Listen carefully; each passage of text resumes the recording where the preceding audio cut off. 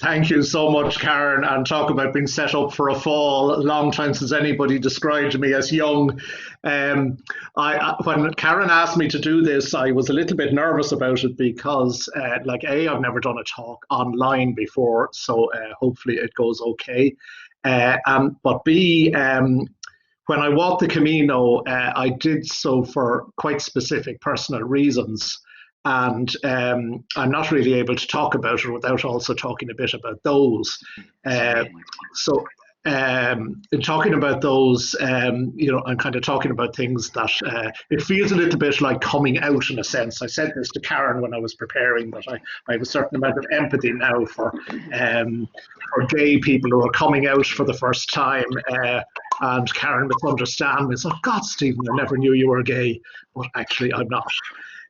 I think somebody, by the way, has their microphone on, so that there's some sound coming. But anyway, the background to it is I think, Brendan, I think I recognise your voice, and I think you have your microphone on. So you might, if you didn't mind. It's all sorted. Steve, carry on regardless. All sorted. All right. Okay. Thank you. So anyway, the background to it, a couple of things. I suppose the first thing is that all of my adult life, I have had issues of anxiety, and those issues have been better or worse at different times, and would manifest themselves in different ways. One of which is when I was traveling. I would find myself in a state that the anxiety would feed off the anxiety, and I would be away and think, oh God, I'm going to get anxious. And when you start thinking that way, that's exactly what happens. And then you have a few drinks to calm it down, and then at 3 o'clock in the morning you're awake and everything is even far worse. I got very much on top of that, I am glad to say, and I've done quite a few trips in recent years. And one of the first adventures like that I had was with this lunatic. Those who don't know her, this is Karen, who just did the introductions and who's the organizer of these series. And she and her gang of crazy friends were cycling the Camino in Spain 7 years ago and invited me to go with them. And we had an absolutely fabulous trip. I hugely enjoyed it, and I'm hugely grateful to Karen and her friends for having me along on that and accepting me into their gang. So I suppose that set the germ of an idea about maybe someday going back and walking it. It takes about 2 weeks to cycle it. It takes about 5 weeks to walk it. But the germ just kind of sat there for some time, until some years later, about 3 years back, I had a moment at home when I was walking the dog, and coming back to the house. I had an experience that I can only liken to being hit by a bolt of lightning out of the blue. Suddenly, in an instant, everything in my life meant nothing anymore. House, work, pastime, cycling, everything. It just became meaningless. The metaphor in my mind at the time was it was as if everything turned to ashes in my hand. Everything had turned to something dry and grey and dusty and lifeless. It was a pretty shocking experience, and I was just booked to go with some friends on a cycling trip to Cuba, and wondering how in the name of God can I go. So I spoke to the guys concerned, and they were great. They were all very understanding about it, and with that I went, and we did the Cuba trip. Sorry, that's the dog that I had been walking with at the time of that moment. So the Cuba trip went extremely well. I got an awful lot out of it. But at the same time, when I came back, I really wasn't sure what I was coming back to at all. A few months after that, the little dog who'd been with me for 16 years had to be put down. I'm sure nearly everybody listening has been through bereavement of one kind or another. It sounds awfully silly to be talking about the loss of a dog. But I've been through the loss of both my mother and my father, and nothing prepared me for how much this shook me. The reason I include the Escher drawing is that the biggest way it affected me was at home, because the dog was so much a part of the house that when I came back to the house, everything looked weird. And I always had this feeling that it was as if I'd gone off to work in the morning. And during the day, some rogue builders got in and changed the place. And I don't just mean that they moved the furniture around. I mean that the stairs, instead of going up to the bedrooms, was going down into a basement, and the doors were in different places. Everything was just weird and strange. So it was a tough time and a tough thing to get to come to terms with. And it was after that that I made the decision, yeah, I'm going back to the Camino. And I took 6 weeks off work. It's not an easy thing to do for any of us. I think we live a crazy life in the Western world.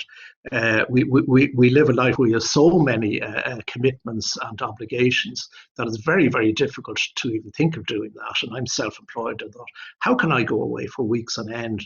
But in the end, I just needed to go and said, oh, bloody hell, I'm doing this work for nearly 40 years. I need a few weeks for myself. So I just went. As it worked out in the end, I walked the Camino twice. The first time after those events in the autumn of 2018, and then and I was kind of the person without the dog, because everybody asked, why are you doing the Camino? I was like, oh, well, I lost my dog. So I felt I was the kind of man without the dog. And then I went back a year later after I got a new dog with the dog. So the second time around, I was the man with the dog, and would have been known by everybody I met along the trail as such. Just by way of a little bit of background, I imagine everybody's probably heard of the Camino, but there are a whole series of different routes. If somebody tells you they walked the Camino, they probably mean the Camino Frances, which is the best known of them and the most popular, and is the one that's in red on that map. But as you can see, there's a whole series of others. Hence the shell symbol of the Camino, all the different routes coming to one point, in the same way that the lines on the shell all merge to one point. And the Camino Frances starts at the top right corner of the black arrow, Saint-Jean-Pied-de-Port in the French Pyrenees, and continues to Santiago de Compostela in the top left corner, the other black arrow. It goes back to about the 800s, and in medieval times it was an absolutely enormously important thing.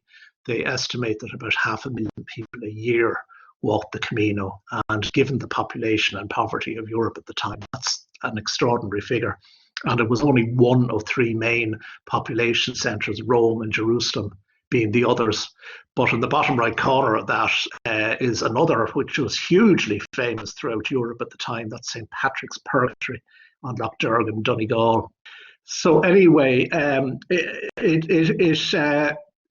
sorry, I'm trying to move slides forward. Oh, beg your pardon. Sorry about that. It all focused around this character, St. James the Apostle, and whose remains were supposedly found in Santiago. And the sculptures in the Irish town of Mullingar of two monks sitting chatting, and both of them, the picture's not big enough to see it, both of them are wearing the scallop shell, indication that they have been to Santiago. And the reason for that sculpture was there was an archaeological excavation done in Mullingar, and they found monks buried with the scallop shell. So it's a major thing. Now, you might have wondered about the Guinness photograph. The Irish starting point is the Camino of St. James, Santiago is St. James, and the starting point in Ireland was St. James's Gate in Dublin, which appropriately is now a brewery. What I'm going to try to do in the talk is give a flavour of what the Camino was like and what I got from it, and then also to say a bit about the second Camino I did the following year with the dog. So heading off was scary. The night before, I couldn't sleep with anxiety. And by 3 o'clock in the morning, I decided that's it, I'm not going. Until my very good friend Una more or less smacked me across the face and said, you need to do this, you need to go. So I got on the bus to Dublin Airport thinking, well, I don't have to get on the plane. But as I walked down to the boarding gate, I passed that on the wall, photographed it and sent it back to Una, and had a laugh and got on the plane and went. The route starts in this little Basque town in the French Pyrenees, and I had the idea that I am not here for a tourism trip. I'm not going to spend the whole Camino just madly recording on camera everything I see. I want to be here. I want to be in the moment, and without meaning to be too stuffy about it, in touch with myself and contact with myself. So I actually had the idea I'm going to take 2 photographs, one at the beginning and one at the end. This would be a very short talk, so I did diverge from that, but I didn't go into something about trying to record everything.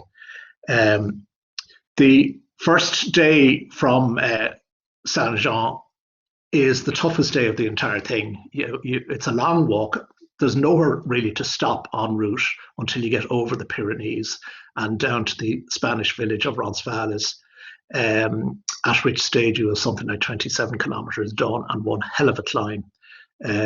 So for that reason, anybody thinking of doing it, it is a good idea to be reasonably fit before you start, or else skip out that first day and just take a bus to Roncesvalles and start from there. We start from Pamplona.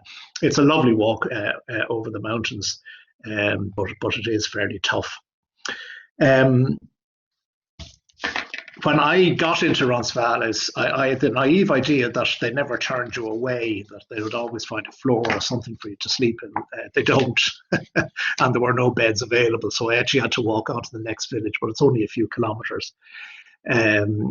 So it wasn't really a problem. And by and large, there isn't any accommodation problem. One of the loveliest things about it is you start meeting people. And I've heard people complain that the Camino Frances is too crowded. I just loved the company. I loved the people. It did me a power of good. The group around the table there, the 3 women, are Canadians from Calgary. The fellow is Peter from Romania. And we all did a bit of walking together over the first few days before we lost each other. Peter was off like a hare out of the traps, so he left me far behind. And the Canadians I saw on and off to Burgos, where they took a bus over the Meseta, skipped that bit and then started again on the far side. I'll talk about the Meseta in a minute. A lot of people do that. My favourite nationality were the Koreans, and they were nearly all young. And they were full of fun and confidence and enthusiasm. I just thought at the end of the trip, the Korean educational system has to be doing something right. And apparently they do it to put on their CV. It's seen in Korea as a very good thing. It shows, I suppose, initiative and strength of character and so on.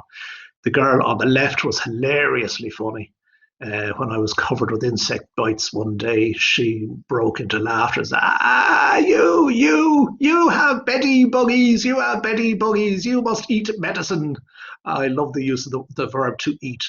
But I didn't like Betty buggies, but more of that shortly. But as it goes on, I suppose you tend to gravitate towards people that you want to gravitate towards. I don't know. And one of the days I was walking along on my own, minding my own business, and a figure in a blue shirt and a jaunty hat and a big smile came along and said, "Hi, my name is Angela. Where are you from?" So this is Angela, who is originally from Vancouver and currently lives in Idaho. And we, from that point on, did a lot of walking together, did a lot of talking together, basically shared the Camino. And she is a person from whom I learnt an awful lot. And I think the companionship worked particularly well because we got on extremely well. We were able to talk about all kinds of things like deceased dogs. But as well as that, we were able to walk in silence. And as well as that, we were able to go our separate ways and come back together later on. So she became, well, I suppose, a confidant for a lot of people. She certainly did for me. And if I brought 1/10 as much to Angela's Camino as she did to mine, I would be very glad. So a group started developing. For those who don't recognize me, that's me at the back, and Angela. Isabel on the left from Quebec, and brother and sister Leon and Leanne on the right from South Africa. So they and a number of others kind of formed the people that I really got to know on the Camino, and I'm delighted to say we're still friends, and indeed recently had had a get together on Zoom, which was great fun and wonderful to see. Wonderful to see them, wonderful to talk to them all again. Another lovely thing is you bump into people and then bump into them again. And my favourite incident like that concerned Rujana in the centre of the photograph on the left, who's from Slovakia. And we met on and off, I think up to as far as Burgos, and then lost her. And in Galicia, so this is about 400 kilometres further on, and a couple of weeks further on, we came round a corner on the track, and there was Rujana, and she joined in with us for the last sections up to Santiago. There's a great kind of rhythm to the day on the Camino. I was there in September, but it's still pretty hot, and the midday temperatures on particularly on the Meseta, where there's almost no shade, would be over 30.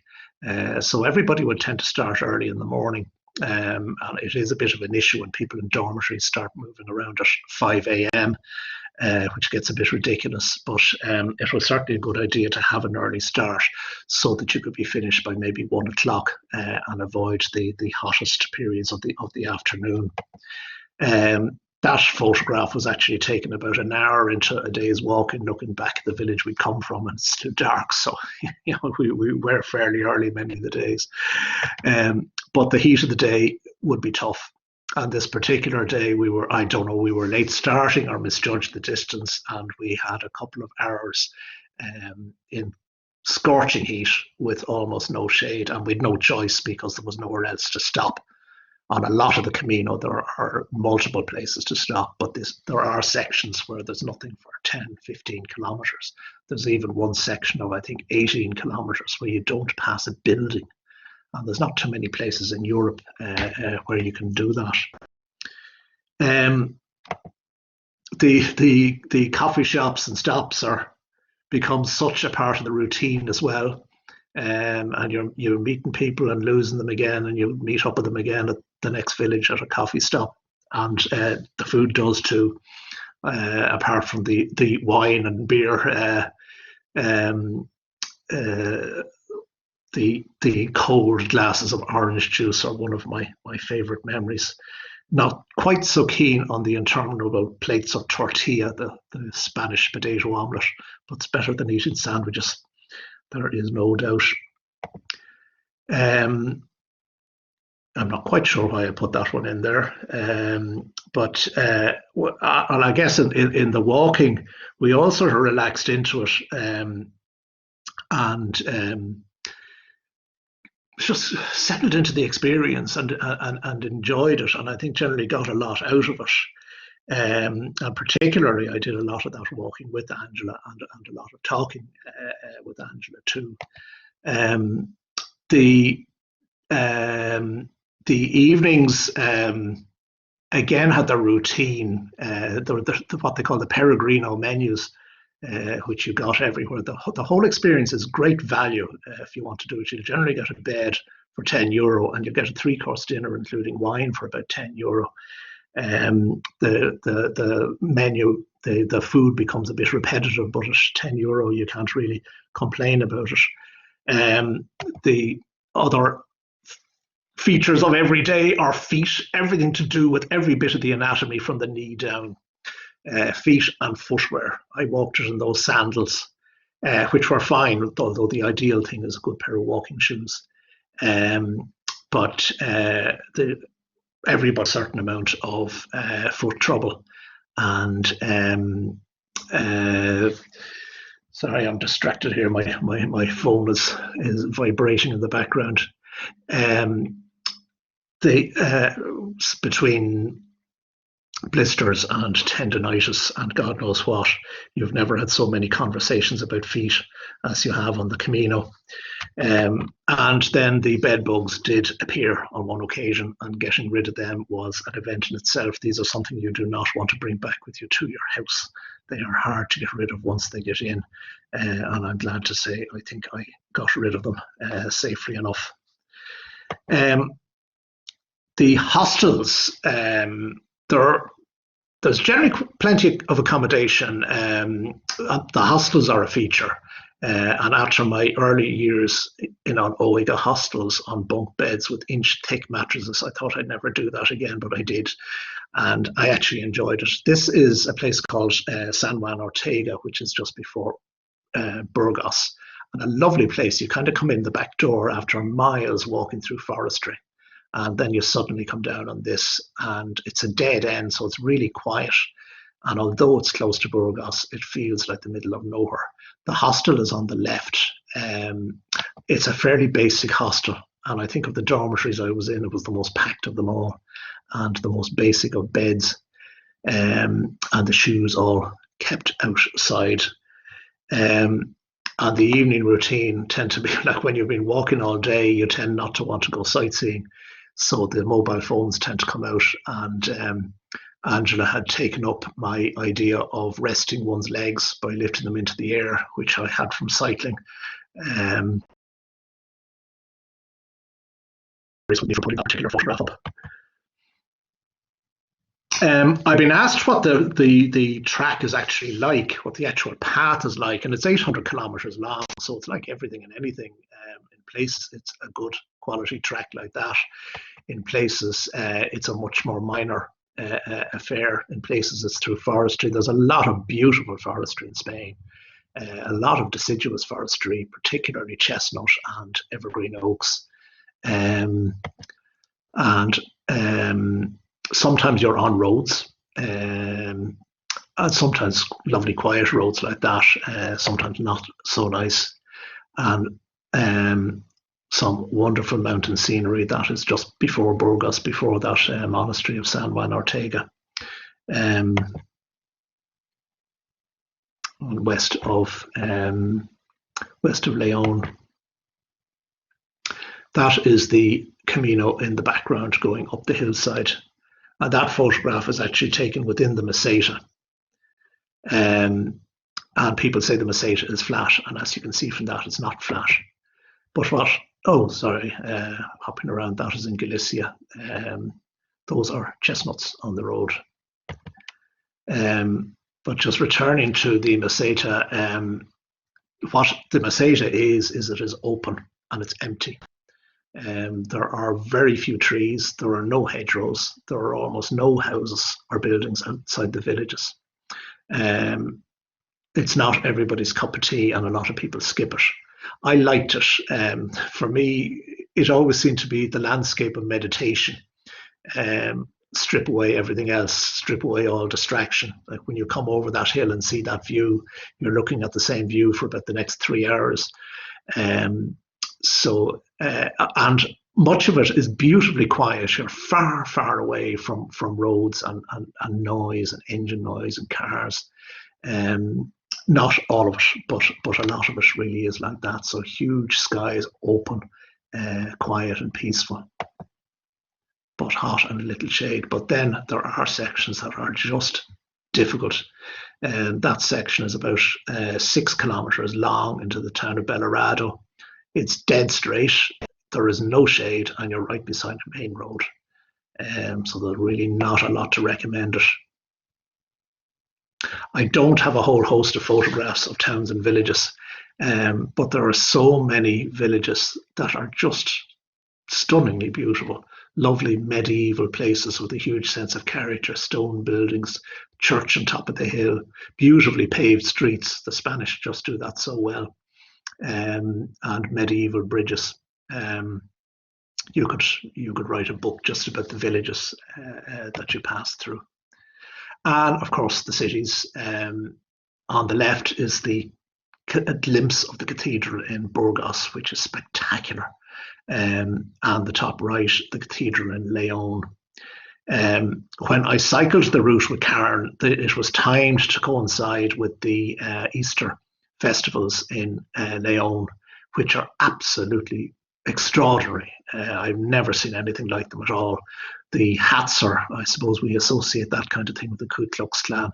I'm not sure what its origin is, but it's not as creepy a thing in León as it is elsewhere. But nowhere does fiestas like Spain does. There was the start of the wine picking season in Logroño. All sorts of things go on. Pamplona has its bull running festival. One of my favourite things along it was these little chapels, all over the place, small, modest little chapels, many of which were open or unlocked, and you could go in and sit down for a while. They're kind of quiet, soulful, thoughtful places, and they're places that invite you just to be quiet and reflect or meditate or whatever one might want to do. Sorry, yeah. The roof of that is God knows how old. And all along the way too, there is, like, apart from anything else, the Camino route is a repository of so much historical and cultural items, from buildings to sculptures and everything else. That side of it is extraordinary. Of the hostels, I did find some of them are commercial, some of them are run by government authorities, the municipal hostels. Some of them are even voluntary. And to my mind, the most attractive places to stay were places like this one, which is a small voluntary hostel run by a group of Italian volunteers. The main building is an old church, and you sleep and you eat in the old church, and the building at the back then is the showers and the toilets in it. I stayed in it on the second Camino, of which there is a story coming up in a moment. Where have I got to? But above all, the whole experience is about the simplicity of the day. It's this almost mantra-like repetition where you nothing to think about, nothing to worry about. You get up in the morning, you walk for you rest, you have dinner, and you go to sleep. The next day, you get up, you walk, and you rest, and you have dinner. And day to day, it becomes a rhythm. It becomes like a mantra. Curiously, it's a curious experience to be on a track where everybody's walking in the same direction. So you meet virtually nobody coming against you.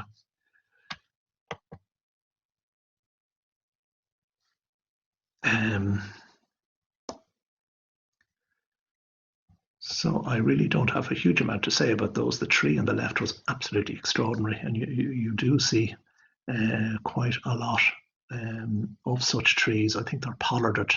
They're cut back each year. This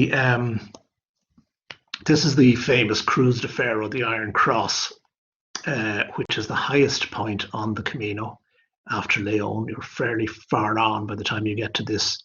And the cairn is a cairn that people since medieval times bring a stone and leave it there.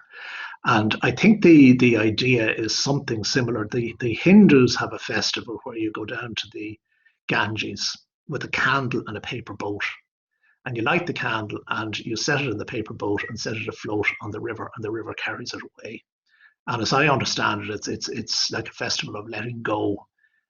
So people bring a stone and leave it here and go on. And in my own case, I brought a stone from where I'd buried the dog, which I lost on the way. I have a brilliant ability for losing things. So I had to pick up another one and leave it there. And really after that, I'm not saying there's something magical about the place, that after that, though there was, I really had moved on quite a bit in that regard. I think sometimes a trip has a halcyon day, and mine was one day coming into the final ridge of mountains before Galicia. Angela had gone her own separate route. She was having a lot of trouble with her legs, and I'd wanted to take an alternative that went over a mountain. And immediately bumped into these two guys, Dan on the left from Texas and Gordon in the centre from Dumfries in Scotland. I'd met them before, we got on great, and we did the day together, and we laughed and joked our way across the mountains. They slagged the living hell out of me and everything Irish, and I can tell you I gave as good as I got. They stopped in a hostel just before the one I was heading to, so I went on to a little place called the Faba up in the mountains. Sorry, this is the landscape we were walking through that day. It really is beautiful. It's some of the nicest stuff on the whole of the Camino.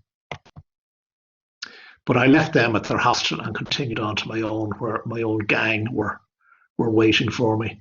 There's something particularly lovely about arriving in a place and getting smiles and waves of welcome. We were all in fabulous form. We just had the most wonderful evening that night. Nothing particularly wild or anything, but everybody was into the way of it. Everybody knew what they were at. Everybody was comfortable with it, happy with what they'd already done, and really just enjoying the experience.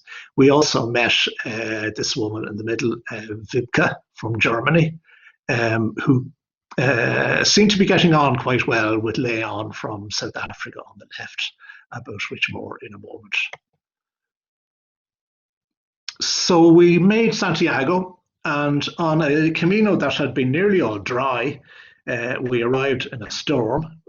We didn't realize at the time, but we were actually extremely lucky because it was a major storm and we only got the edge of it. But it didn't dampen the spirits one little bit. I suppose I really wanted to walk at my own pace, and to a large extent I did, but if you want to stay with people, you've got to compromise, and that's what I did, and I was glad to do it. But it meant I had a bit of time left over at the end. So with these two, James on the left from England and Leonie from South Africa, I walked on to Finisterre, which is about another 90 kilometres. And it is an absolutely beautiful walk. You're away from the roads for most of it. A lot of it is through beautiful scenery and a quiet. And there are people on it, but not terribly many people. So there are facilities, but you never kind of feel you're crowded in at all. So if anybody was looking for a walk to do, you could do worse than this particular one. But as well as the three of us, Leonie's sister Leon and Vibke had gone ahead together. Sorry, you could get down to the sea at this place, but at Finisterre, these two decided to get engaged, which they did. And I am delighted to say that they have since got married and they are now living happily in Cape Town in South Africa. We were talking the other day, which was a great reunion. So anyway, after all of that, I came home. And the most suitable photograph I could think of putting up was a car crash, because after all of that, which was a wonderful experience, it was very liberating for me, and I really I got an awful lot out of it. But coming back felt like coming back to a dead life that still had lost all interest. It's not as if I'd got something out of my system and was ready to come back to the life I'd previously had. It more like felt like a bit like being buried alive, my spirit just didn't want to be here anymore and wanted to move on. So I thrashed around. At this stage, I really was in quite a lot of difficulty. But first thing I did was this little beast came into my life. This is Holly. I got her before I had made any decisions about going back to the Camino. So when I finally decided, no, this isn't enough, I've got to give up the job. I'm done with it. I've worked in planning nearly all of my professional life. And I'm very glad I did, because I was interested in it, but the interest has died. And that's okay, move on. So I checked my finances and decided, yeah, I can give it up at this stage. So I did, and I decided to go back to Spain. And that, of course, meant, well, what am I doing with Holly? And I did talk with a friend about fostering the dog to her, but no, she came with me. And that made for an entirely different trip and was great fun. First of all, we couldn't fly. Check the cost of bringing a dog on a plane, and you'll know why.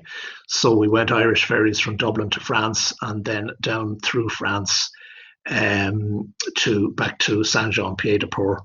There's a lot more to that I'm saying, but I don't have time to go into much more with it. I couldn't have got a better dog. It wasn't designed this way, but really she was full of enthusiasm for absolutely every adventure. And if ever anything went wrong, she just brushed it off as if it never happened and got going again. So she coped with the boat, she coped with the kennels, she coped with the trains, she coped with the cars, she coped with everything, the hostels, the lot, and loved it all. So my intention really was with the Camino very much to do the same as I had done before, and it never felt like doing the same thing twice. I more felt like I'd done the Camino Part 1 and the Camino Part 2, because for me, I think the first one was about letting go of stuff in the past, and the second one was, right, I've retired, I've thrown in the job. If I stay at home doing nothing, I will be dead with alcohol within a year. So what am I going to do? I don't know. So I'll go off and walk the Camino, and maybe at the end of that, I will have some idea. So off I took with the dog, who was usually seen in this sort of position. She'd go trotting off down the track in front of me. I lost her on day 1 in Cherbourg in France, which I think gave her a fright. And from that point on, she was pretty good at keeping in contact with me. She'd trot on a certain distance and then stop and look behind to check that I was coming along. I took the inevitable shadow photograph of the two of us, and Martin Ryan pointed out to me on text, it looks more like a shadow of Don Quixote and Sancho Panza. And I have to admit that he has a point. My only fear with the dog was she is constantly exploring and hunting, and would charge off the track into fields, into undergrowth, into ditches, anywhere at all. And being an Irish dog, she has no experience of snakes, nor do I. So I did have a concern, and not that a snake would attack her, but that she'd go charging through undergrowth and just walk across one and get bitten. Thankfully, nothing like that happened. She was a great attraction with other people too. Everybody got to know me, and I think probably there are thousands of photographs around the world being looked at. Said, "Oh, this is Holly." We can't remember his name, but he's an Irish guy who was with Holly. I think that's what I was a lot of the time. I was advised if I was doing this with a dog that I would need a tent, and I did. On day 1 over the Pyrenees, I got quite a shock when I just couldn't get accommodation. I thought I might be sleeping rough once or twice, but I was advised, no, you need a tent, so I did get one. And quite a bit of the travelling was done in the tent. When I was in accommodation, most places won't accept a dog. Some will. If they do, they might be in the room with you, or they might be somewhere else. By and large, the hostels would say no, or if they accepted you, you would be staying in a separate room. So I tended to be paying more because I wasn't in the cheap dormitory accommodation. But mostly I was able to get accommodation, and then on the other nights I used the tent. The top one is my first tent. First time I put it up, not the best example of pitching a tent, but I got better as it went on. And I don't know if you can see the dog on the bottom left. She shared the tent with me, and quite happy to do so. Although the nights are cold there, like even on the Meseta, where we were avoiding the midday heat, the night would be down to about 0. So the dog is skinny. She doesn't deal with cold terribly well. It did mean that I got some lovely evenings, because of course if you're out in the tent, you're outdoors, and at this time of year you're going to have enough hours in the tent after it gets dark. So I did have a few lovely evenings, and none more so than here. I don't have any photographs, but that's Grano at the top right, the main town of Rioja, and at the bottom left there's a reservoir, and I camped where the yellow arrow is pointing. And that night, after I had the tent up, I was just spending the twilight time walking around. There were reed beds over the lake, and there were some type of bird of prey, about 5 of them, hunting and just gliding backwards and forwards silently over the reed beds. And in the far distance, you could hear rock music, the bass sounds of rock music coming from the distant city where the wine picking festival was starting. And as I stood there, I realized, God, there's something in the reeds beside me. And it was obviously something big from the sounds it was making. The dog heard it and started barking. And two animals turned and ran away through the reeds. I never got to see them properly, but the only thing they could have been were wild boar. So it really was a beautiful moment, very special moment. And then that night I got the thunderstorm. It's one of two I had. And dear Christ, I never want to be caught out in a tent in anything like that before. When it gets to the point when the thunder and the lightning are instantaneous and you feel it's just in the lap of the gods, whether it hits or doesn't, it's a scary place to be in a tent. And I actually took it down in the middle of the night, went back to a restaurant that had an archway, and I sheltered in under that. But I enjoyed the camping, notwithstanding. I got back to this hostel, which I mentioned earlier, with the Italians and stayed there. And it was a lovely experience. Went into the showers one day, and as I came out, I met an American woman who said to me, "Oh, are you the man with the dog?"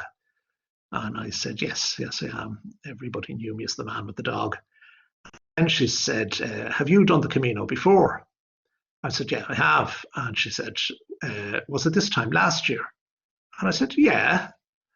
And then she said, you didn't by any chance meeting an American woman called Angela? I said, how on earth did you know that? Angela did a video log of her trip, which is up on YouTube. And when this woman was researching the Camino for her trip, she came across them. And she recognized me, not from my face, but from my voice from those videos. So it was kind of a special moment and drew the two experiences together. By the time I got to Leon, I'd walked the same route that I'd walked the first time. And I guess it was at a time I was just on for a bit more adventure. And I realized, which I hadn't known before, that there's another route runs north from Leon called the Camino San Salvador.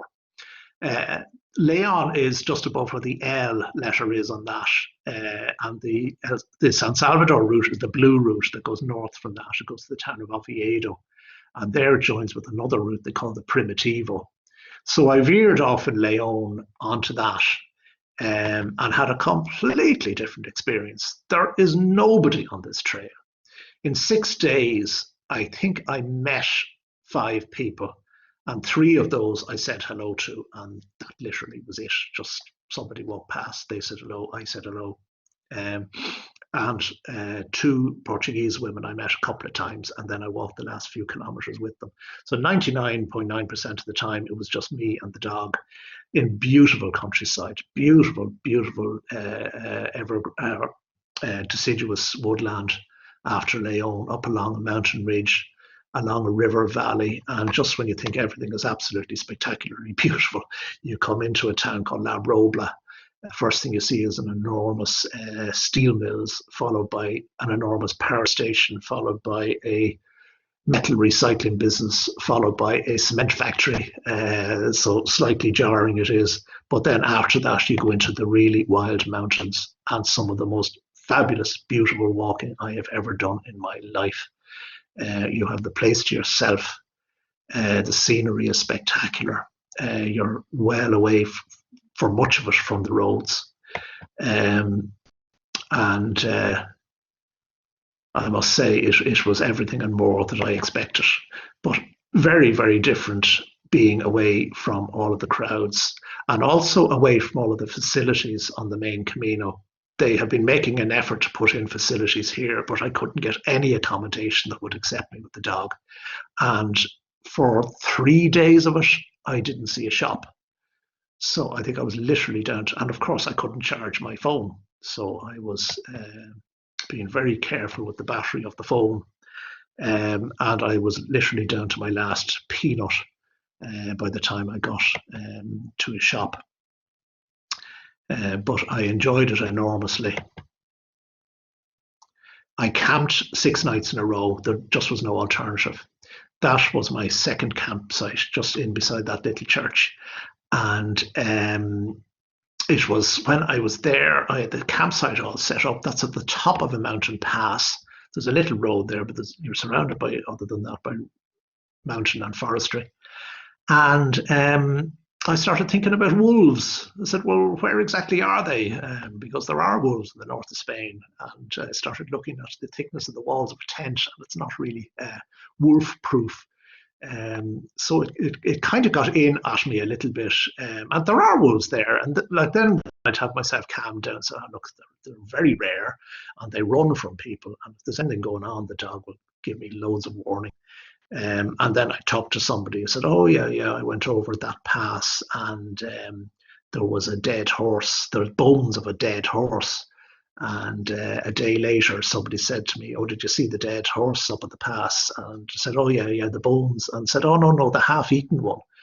So just after he'd left, another horse had met its fate. So they are there. But I think I heard one night. The last part of that section to Oviedo is down a very, very beautiful valley, of which I have no photographs because I had no charge in my camera, because I was camping all the time. But it's a lovely walk, although you do have to share that particular valley with the motorway, 2 railway lines, and God knows how many power lines. I came into Oviedo with these are the two Portuguese women. And had dinner with them that night when they were going home then after that. And into Oviedo, so the cathedral in Oviedo. And the reason for there being a route to Oviedo is that this cathedral held relics associated with Christ. And in medieval times, the admonition was, well, if you go to Santiago to honor the disciple, you should go to Oviedo to honor the master. So apparently people would either go this way or come back this way to take in both destinations. So you leave Oviedo on the Primitivo route to Santiago, and that takes you back into mountains. It's more beautiful scenery. It's fairly strenuous, but nothing exceptional. But you are climbing and descending and climbing again for several days. They are what I call upside down mountains. It's a very strange experience coming from Ireland, that the valleys are often forested and wild, and the mountaintops then, after you've climbed for a couple of hours up the mountainside, you suddenly come out into farms and villages and roads. But they are very, very scenic and very lovely.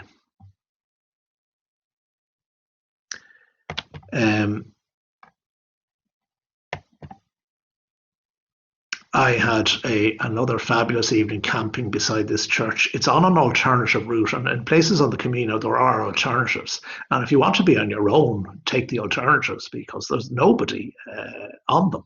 I arrived at this at about 1 o'clock and spent the entire afternoon there just chilling out and camped, and left the following morning, and I never saw a single person in that time, either local or pilgrim or anybody.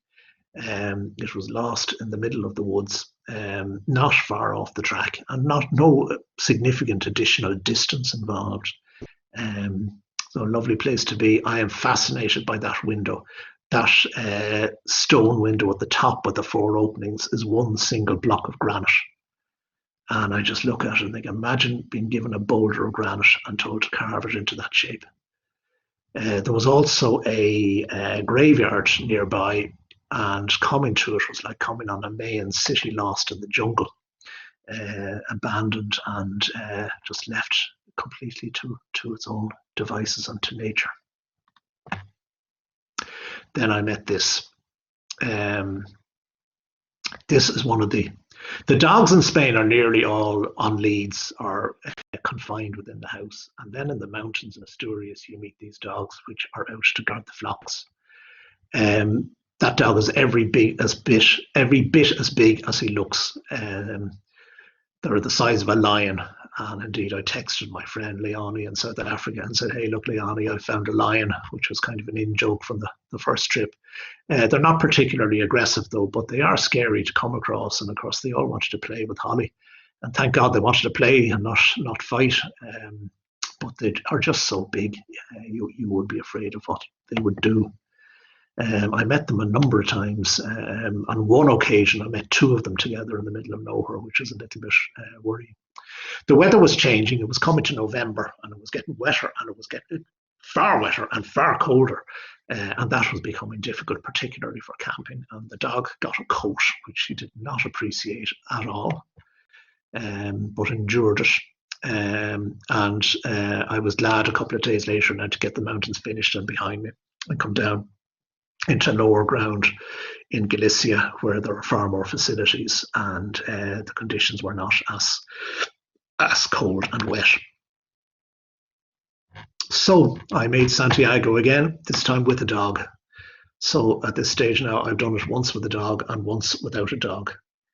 I got an enormous amount out of both trips. I really did. By chance today, I got something from BBC of a guy who was suffering from depression and took off. He was summer in Britain and decided to walk home by following the coast. And he spent 2 years walking around the entire coastline of Great Britain, including all the offshore islands, including all those in Scotland. So he's been 2 years at it and having a ball. I had a ball in the end of this. I absolutely loved it, and the longer it went on, the more I liked it. I had this niggling thought at the end of it that, I really would love to go away for longer. So my idea now, so that was about the journey home. It was a great story, great fun with the dog. The reason for the police barricade is crossing from one station to another in Paris, I encountered the anniversary of the yellow vests, which made a bit of a problem for me. But I decided I would like to go off again. So the next plan, hopefully, is this one. And if it wasn't for the virus, I would be gone. This is one of a series of European routes called the E8. And this one starts in Ireland, on Dursey Island in West Cork, and goes across Europe to Istanbul. It's not fully developed yet, but they're working on it. And if the track isn't there, there are roads there. So I'm hoping to do that. If it hadn't been for the virus, I'd be gone. I had intended to go mid-April, but please God, I'll get away soon. I'm looking forward to doing that. Oh, sorry, is there another one? No, I don't think that there is. Yep, I think, that's it. That's it. I hope that hasn't gone on too long.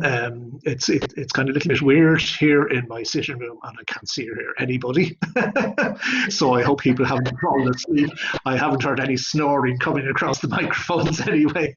But thanks very much for listening, and thanks again, Karen, for asking me.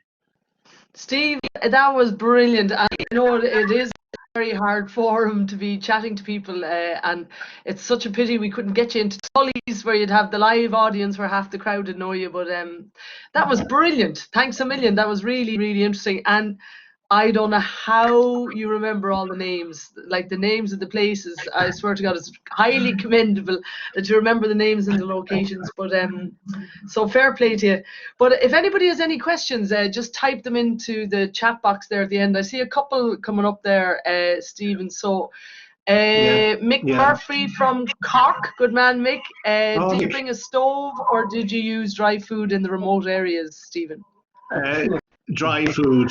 Like initially, I hadn't intended camping at all, and when I did get the tent, my intention was to follow the main route and use the restaurants and so on. And of course, the minute you bring a stove, you have to bring a pot and you have to bring cutlery and a whole load of things. So I was using dried food like cheese and nuts and all that kind of stuff, which got a bit boring in 6 days. But well, actually, I didn't have 6 days away from shops. I had about 3 days away from shops, totally dependent on what was in the backpack. I saw a question there about the dog food, and I use dry food, which is not as heavy. So I brought the dry food with me. In the backpack, just carried it. I would buy the smallest bags that I could get, and like by and large, buying dog food is not a problem at all. Somebody else asked about the dog paws, and I've been surprised how many times I've been asked about that before I took the dog, I did some research online. I see my friend Audrey has asked, how did the dog manage with me? Put up with me. But I was amazed to find online all sorts of talk about whether dogs would be able for the Camino. And like the dog that I have, she is a young, fit, highly active dog, and absolutely no problem. And there's nothing. Before I went, actually, amongst other places, I'd walked with her the 12 pins. And there are ground conditions at the 12 pins that are far, far, far tougher than anything you meet in the Camino. She was running over quartzite scree slopes as if they were padding on a mattress. So no problem at all. The one thing I was worried about was that there might be, in this heat and in the sun, there could be pavements that are very hot. And you and I don't feel it because we're wearing shoes. So I did buy dog booties. When I opened the packet of dog booties, guess how many booties are in a pack of dog booties? You might assume it's 4, but it's not. It's 2. I had 2 dog booties for her, but it wasn't a problem. So, like, is a dog able for it? It depends on the dog. Like a human being, if they're old or ill or heavily overweight, no. But my dog is kind of a whippet. She goes all day. And I reckon if I walked probably in total about 900 kilometers, she probably did about 4,500, at a ratio of 5 to 1. She easily did 5 times the distance that I did. There were a couple of other questions flashed by there now, and I've. How did the dog manage you? Or you saw that one? And if I could just ask Martin Ryan, maybe Martin, you might turn off your microphone. For some reason, I can't turn it off from here, but you might just flick it off there, please, just to stop the back. There's a bit of back thing. Ash says, "Wonderful." Heckling there, Martin. Thanks for your sharing and best of luck with your next venture. I think that's Aisling, Kieran, and Stephen. That was our driver with the van the last time. Claire Deneen, who was on the second, says, "Hi, Steve. How long did it take from Leon to Oviedo? How do you pronounce that? Oviedo. Oviedo. It's 120 kilometers. I took 6 days because I was taking my time, but obviously you do it faster than that. You could do it in 4. Okay. Martin Ryan says, good man, Stephen. Thanks, Martin. Bernie Carroll says, thanks for taking us back to the Camino, Steve. So nice to see it in good weather, from Bernie Carroll. Yeah. I have a question for you, actually, just before we go over to Facebook, if this is all right, Steve. You know the quieter section you had there where the lovely horses and everything were. What would that be for? Could you mountain bike that section, or would bikes be welcome there, or what do you think for that section? The section to Oviedo. Yeah. Is that where yeah. The San Salvador route from Leon to Oviedo, parts of it would be fair. You on a mountain bike, you do the whole thing. Yeah, you would. And people. Oh no, you won't meet anybody. Okay. Yeah, you'll hardly even meet locals. There'll probably be a few places you have to carry the bike over a ditch or over a fence or something like that. And like there are certainly places that would be rough. I'd have a mountain bike to do it. It would be better. Okay, yeah, the mountain bike would be important. Okay, Mary Harrison said, thanks, Steve, so much for thanks for sharing your adventure, which is great. I'm not sure, Donal, if you can hear us, if you have any questions from Facebook, you might log in there, please. I'm not sure whether there's any. Can you hear me there? Yeah, we can hear you, Donal. I just turned on my video there. Whoever's been on the Facebook live feed has seen my face there for the last 2 minutes. Good man. Did you ever have to eat the dog food? No. No. Despite the fact that the dog ate an awful lot of my food. I have never known a dog to eat so much. This dog is about a quarter the size of my previous dog, and she eats at least twice as much. There was a question there too about water, if I had to carry a lot of water. And yeah, I had to carry a certain amount, but there are fountains, fuentes, all along the Camino. And that route up from Leon up to Oviedo although there's very few people on it, there's a lot of money has been put into it. The signposting is excellent, and a lot of the old fountains seem to have been restored and cleaned. Some of them are not drinkable, but they're fairly well signposted if they're not. So yeah, I had to carry a certain amount of water, but it wasn't particularly a problem. Yeah. Good stuff. Okay, and any other questions on Facebook end of things? I've one here from Don Key. He asked which walk meant the most to you. Oh, I can't really answer that. As I say, it didn't feel to me like a repeat. It felt like part one and part two. I got an awful lot out of both of them, although they were very, very different. Like I've a load of friends I'm in contact with from the first walk. I don't have anybody from the second. I'm friends on Facebook with the two Portuguese women, but I haven't had any contact with them at all since I came back. And I can't remember the name of any other people I met on it. So very different. Both of them great. I wouldn't like to have to choose between the two of them. Oh, brilliant. Good stuff. Anything else from Facebook there, Donal? Yeah, Owen Smullen, is it very difficult traveling with the dog? Yes. There are different rules on every form of public transport. So every train company, every bus company has different rules. Even car hire, some car hire companies allow you to have dogs in the car and some don't. And you're warned that even the ones who do, sometimes the local agent for that company doesn't. On the French trains, you can have a dog provided it's muzzled and you pay a half fare.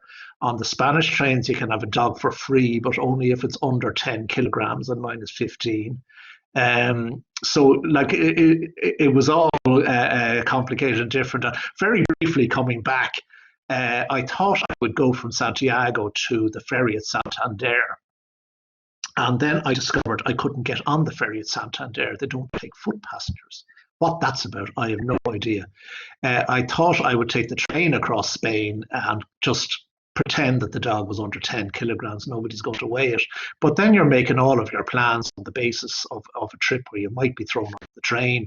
So I rented a car across Spain, hence the photograph of the car in the snow at the Picos de Europa, and cover the back seat so it wasn't ruined and I wouldn't get hit for a valeting bill.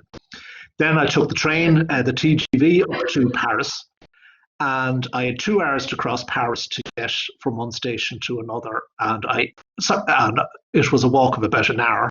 But then because of the protests, it took me about nearly 3 hours.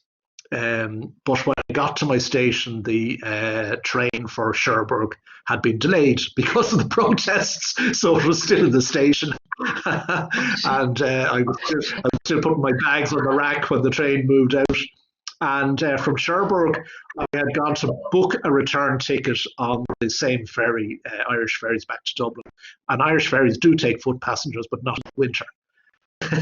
So this was November. So I had to get the Stena Line ferry to Rosslare. And when you get into Rosslare Harbour, it connects with the train, but the train leaves an hour before the ferry gets in. You could only do it in Ireland.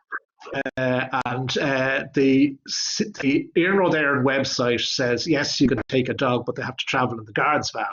Now, I don't know when last you saw a guard's van on a train, but I just brought the dog onto the train and said nothing, and the inspector says, that dog should be muzzled. And so, well, your bloody website doesn't say so, it just says she should be in the guard's van, and there is no guard's van. And then when I got back to Dublin, I couldn't get her in a taxi. The taxi drivers wouldn't take her, and the buses wouldn't take her. So it is hard, it is a challenge. And if you're willing to kind of and you're not under time pressure, it's great fun. But I'll tell you, yeah, good on you. It's like an extra feat in itself. So fair play to you, Stephen. Yeah. Oh yeah. Any other questions, Donal, from the Facebook end of things? There aren't. Just lots of thank yous and very interesting, and thanks a millions, and lovely Stephen, and well done, great presentation, great talk. Loads of energy. That's well, great. thank you to everybody who said that. Much appreciated. And Donald, come here. Thank you so much for looking after all the Facebook Live stuff. I really do appreciate it. And Steve, other question here, or two other questions actually, comments from the Collaborate end of things. Well done, Stephen. John Hudson, the bold John Hudson from Coven, Cork. Yep. I joined late, but look forward to the recorded version, so that's good. And then Oren Reid, how are the bed bugs? But I think you might have answered that earlier on in the talk, to be honest. Oren, you'll have to look at the recorded version. Would that be fair, Steve? Well, no, I think I can say Audrey, I've stayed in your house quite enough times to have left them there.